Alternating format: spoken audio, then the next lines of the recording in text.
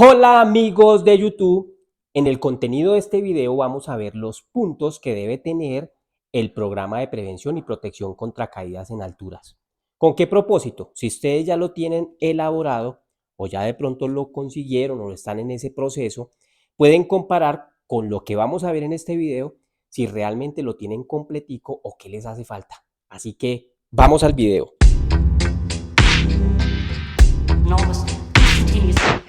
Bueno, para ustedes estar tranquilos, si su programa de prevención y protección contra caídas en alturas está completo, realmente el contenido está en el artículo 5. Les voy a explicar cómo lo encuentran, dónde lo encuentran desde la resolución. ¿Listo? Entonces, si ustedes van a la resolución 4272 del 2021 y van al título 2, donde dice programa de prevención y protección contra caídas, en el capítulo 1, ahí dice contenido del programa. Y en el artículo 5, está el contenido. ¿Qué van a encontrar ahí en el artículo 5? En el artículo 5 están cada punto que debe contener.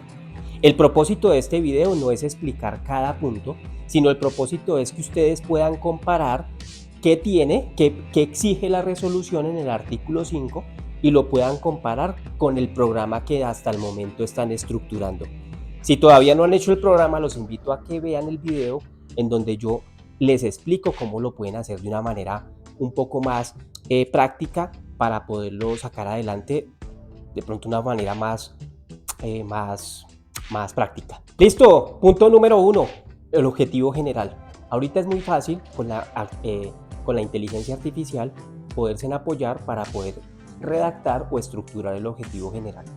Punto número 2, alcance del programa. Ojo, si su empresa tiene diferentes centros de trabajo y allá hacen trabajos en altura, debe estar contemplado en el alcance. ¿Qué alcance tiene? Y también aquí deben involucrar contratistas y subcontratistas. ¿Listo? Punto número 3, marco legal y marco conceptual. Si ustedes ven el video donde yo les explico cómo estructurar el programa, ahí les explico cómo pueden estructurar el marco legal para que quede bien diseñado de acuerdo con la resolución 4272. Punto número 4, roles y responsabilidades. Aquí es importante que involucren a los coordinadores, a los jefes de área, de acuerdo como dice la resolución 4272. Punto número 5, requisitos de capacitación y entrenamiento. Punto número 6, cronograma de actividades. Este punto número 6 es del cronograma de actividades, pero específico para el programa de prevención y protección contra caídas. Es decir, es independiente del cronograma de actividades que se tiene con el sistema de gestión de seguridad y salud del trabajo. Punto número 7, identificación de peligros, evaluación de riesgos e inventario de tareas y actividades. ¿Por qué los menciono así de seguido? Yo tengo un video en donde les explico cómo hacer el inventario de tareas y a la vez pueden hacer una identificación de peligros donde los pueden cuantificar y les sale con un mapa de calor cuál es el nivel de riesgo y la valoración de esos riesgos. Entonces estos tres, pues si ven ese video, lo pueden estructurar de esa manera, pero eso lo exige la resolución. Un inventario de tareas y una identificación y valoración de los riesgos a los cuales están expuestos los trabajadores. En el punto número 10 está procedimientos de trabajo. Ojo con esto, cuando ya se ha hecho el inventario de tareas, cada tarea debe tener un procedimiento de trabajo seguro.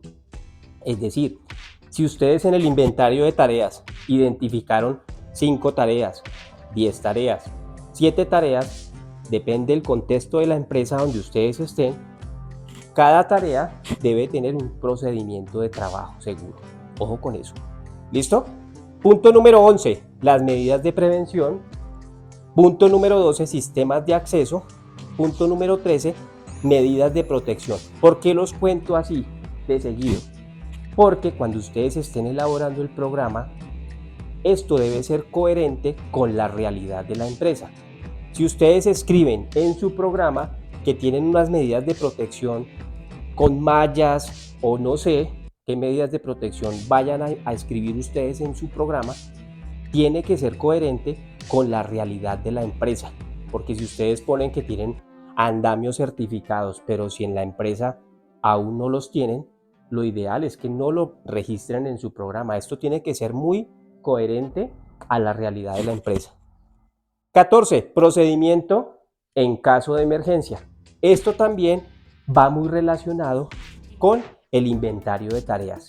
Entonces, así que cada tarea debe tener un procedimiento en caso de emergencia.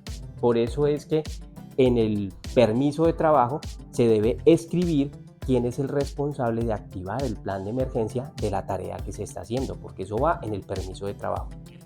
Y por último, van los indicadores de gestión alineados con el decreto 1072 del 2015. Si les gustó el contenido de este video, los invito a suscribirse al canal, darle like y compartir este video. Chao, chao.